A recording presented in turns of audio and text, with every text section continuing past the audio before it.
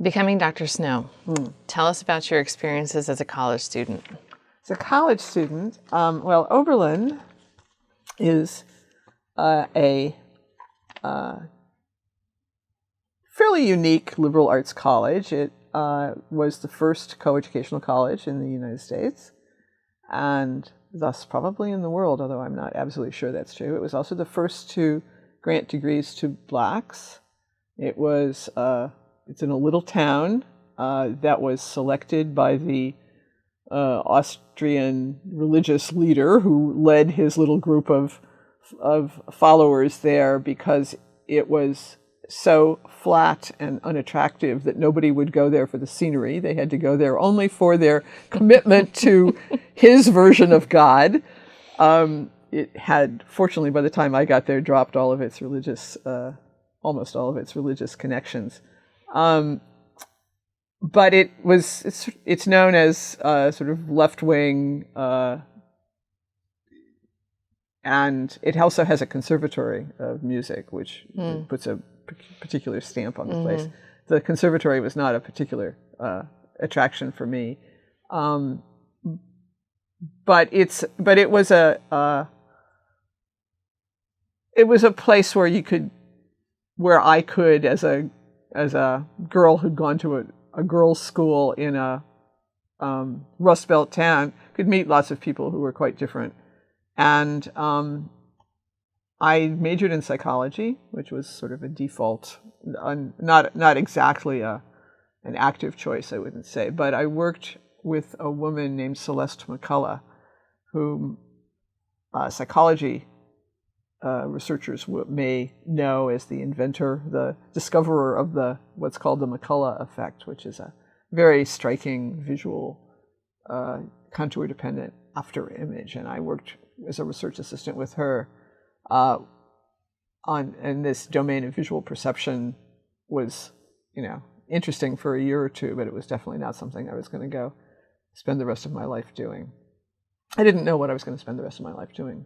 Then you went to McGill and got your master's degree. I went to McGill, and that was very much on the advice of Celeste McCullough. She thought McGill would be a good place for me. And I went to McGill and got a master's and a doctorate there in a program that was still run in those days by D.O. Hebb, one of the great thinkers in psychology, a cognitivist, who said, for example, of B.F. Skinner, he's a very smart man. It's too bad he ruined his life with that stupid behaviorism. And D.O. Hebb also said, the trouble with psychology is it hasn't discovered a goddamn thing worth teaching anybody. So he ran a doctoral program that had no courses. So people were just supposed to come. I had to take a stats course and do research. And that's the program I went through. And that created a lot of anxiety, as you might imagine. Created a lot of student-organized learning experiences and total freedom about what you wanted to spend your research time doing. So I kind of happened onto, actually quite randomly, the student seminars that we organized to keep ourselves from having serious anxiety attacks. Students were assigned topics or selected topics to teach each other about. And somebody said at some point, well, I hear there's this kind of new field called children's language development. Does somebody want to give us a seminar in children's language development? And I said, sure, I'll do that. And so that's how I kind of got started doing work on language. More or less a random choice. Absolutely. Oh, you're kidding. Interesting. I think this is true in life, that a lot of the most consequential choices we make, we spend much less time on than what brand of dishwasher to buy, which you can study systematically. Okay, so post-graduation, tell us about your experiences in the academy. Post-graduation, well, actually, a big shift occurred pre-graduation. I was writing my dissertation, and I had by that time established a romantic relationship with somebody who was a year ahead of me in the same program, who got a postdoc to go to anywhere he wanted. but he decided, also slightly randomly, to go to the medical faculty in Rotterdam to do this postdoc. Netherlands. So I was writing a dissertation, so I went along, and we arrived in December, and I spent some time working on my dissertation, but then I also spent some time working in the lab in the department where he was, because they were doing behavioral work on rats, and it was an endocrinology department. Nobody knew how to do behavioral work on rats, whereas as a good psych major, undergraduate psych major, I'd learned about doing behavioral experiments, learning experiments. And I also spent a lot of time moaning about what a sexist society the Netherlands was, and how difficult it was for women to be treated as professionals. And a colleague of my husband showed me an ad in the newspaper looking for somebody who studied psycholinguistics or child language and could teach statistics at the University of Amsterdam. And he said, all right, if you apply for this job and you don't get invited for an interview, I will concede your point. And so I got the job and stayed there for 9 years. So you were an assistant professor there? I was the equivalent of an assistant professor. I was what they call a wetenschappelijk medewerker. And then subsequently the equivalent of an associate professor, a wetenschappelijk hoofdmedewerker. Yeah. Okay. And then what brought you back to Harvard? Again, my husband was sort of prescient in recognizing that the wonderful things about the Dutch academic and research grant system were going to come to an end. We were there during a period when there was a lot of research money and when universities were expanding.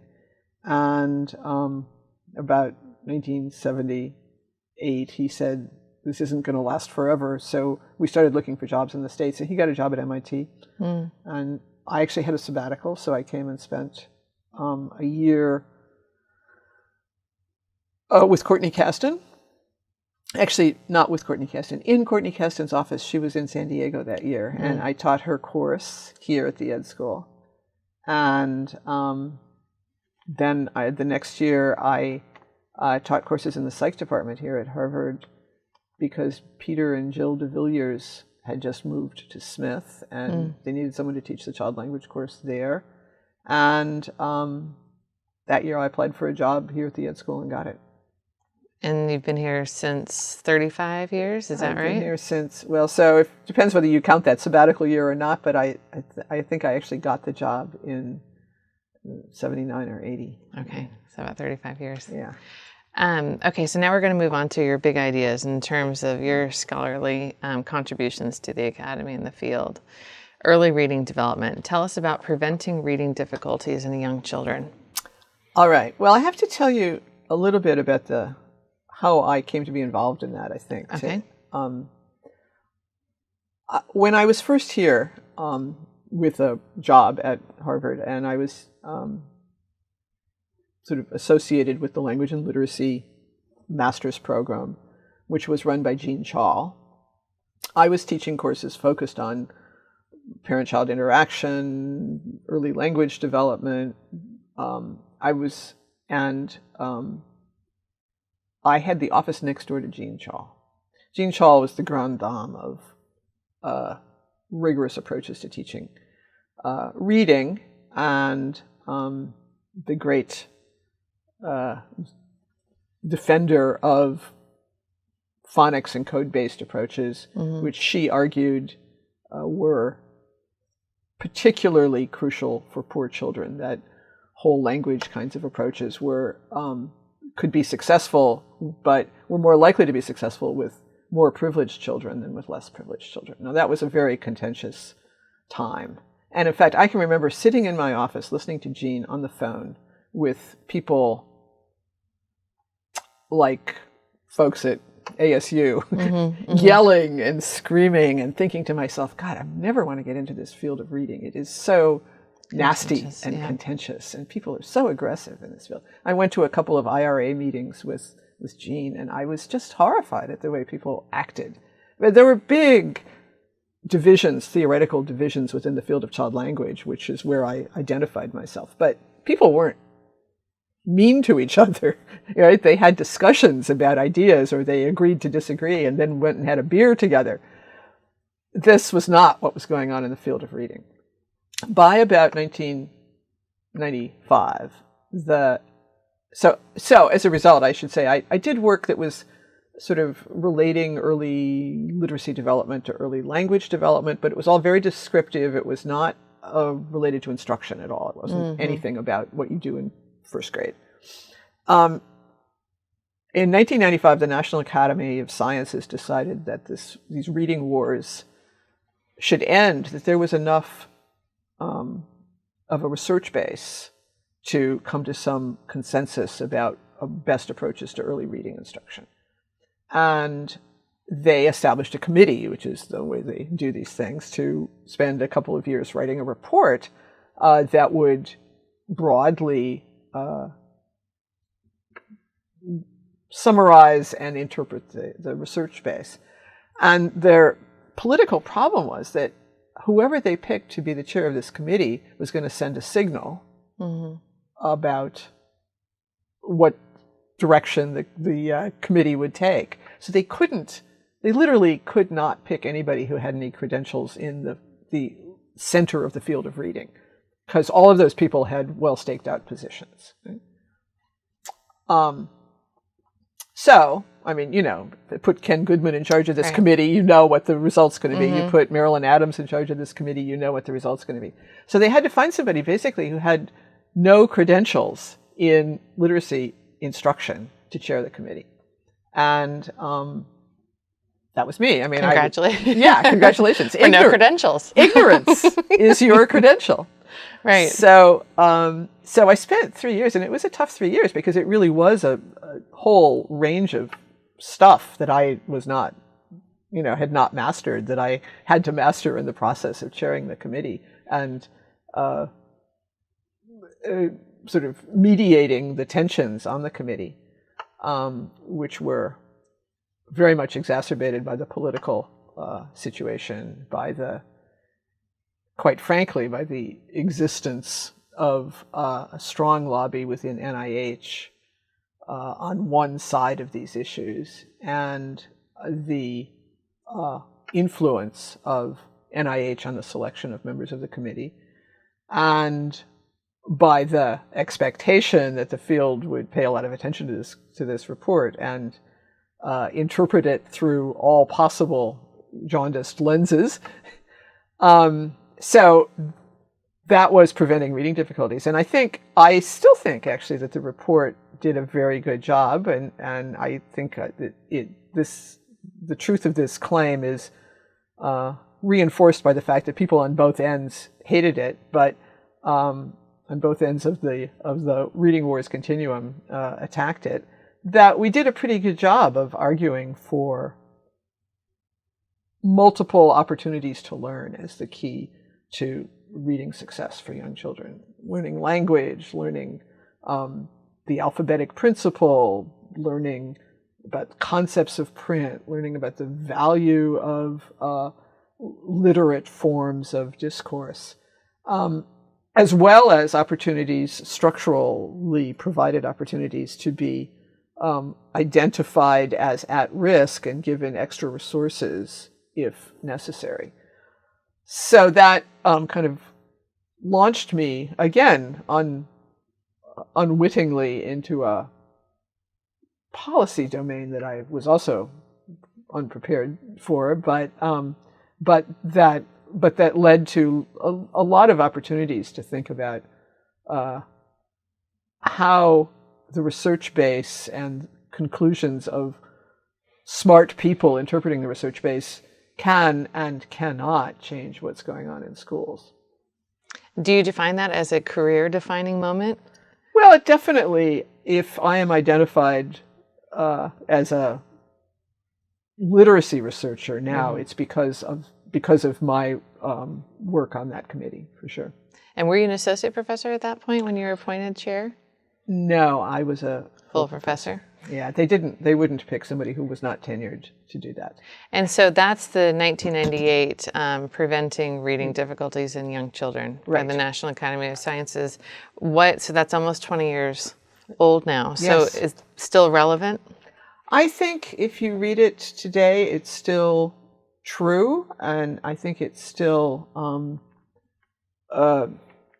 relevant. But I guess there were parts of it where the research base was quite thin at that time. So, for example, we made a recommendation that was quite controversial within the committee, suggesting native language instruction for second language learners and postponing literacy instruction in L2 until some oral language skills in L2 had been established. Now, I think the research base for that was very thin then. I think it's much stronger now. So if we're going to write it again, which I'm not, there would be domains that would get expanded and reinforced. But I don't think there'd be anything in there that we'd actually take back. Okay.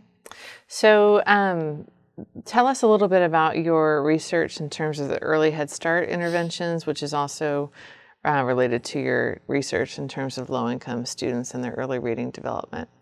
Yeah, well, it is clear, I think, that all of the risks associated with low family income, low parental education, that those risks emerge before Head Start age, right? That kids are demonstrably less prepared for they're demonstrably on a lower trajectory of development with regard to language and pre-literacy skills if they come from high-risk backgrounds already by age 3.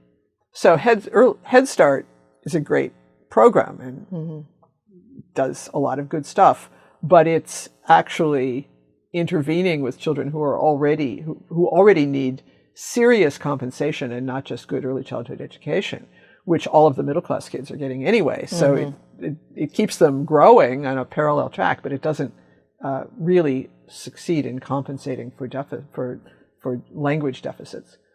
So early Head Start was an effort to start much earlier, and like Head Start, it took a highly integrated approach, and I think Head Start had really, for the first half of its life, was not an education program very much at all. It was kind of a community program. It focused on health and dental health and lots of good stuff, but not really targeted toward language and literacy skills, which I would argue are the most important place to target. Early Head Start, similarly, was decentralized, so every early Head Start program designs its own priorities, and it is similarly variable thus in its effort to really support cognitive and language development as opposed to many other strands of development. And the result is that it's a wonderful program, and I wish it could get expanded, and I wish it could get expanded in numbers, but also expanded in focus, in activities. But the effects on children's development are small, but the fact that there were significant effects in some domains of language and cognition is actually quite striking, given how variable the implementation of the program was. And the fact that half of the